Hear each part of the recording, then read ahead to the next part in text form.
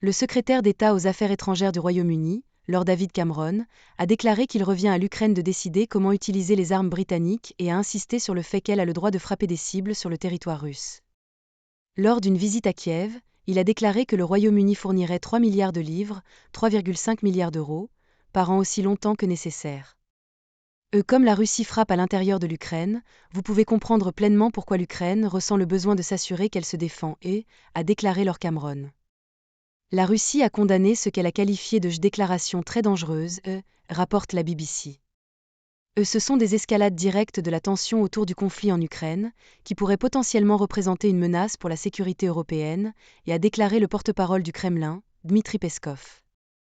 Lord Cameron n'a pas directement soutenu l'idée d'utiliser des armes britanniques pour frapper des cibles à l'intérieur de la Russie.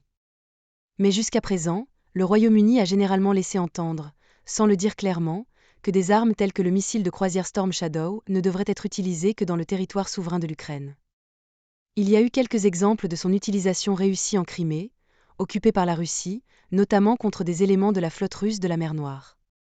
Par ailleurs, on dit que les États-Unis ont demandé à l'Ukraine de cesser ses attaques contre les raffineries de pétrole en Russie, de peur que cela ne provoque une escalade du conflit.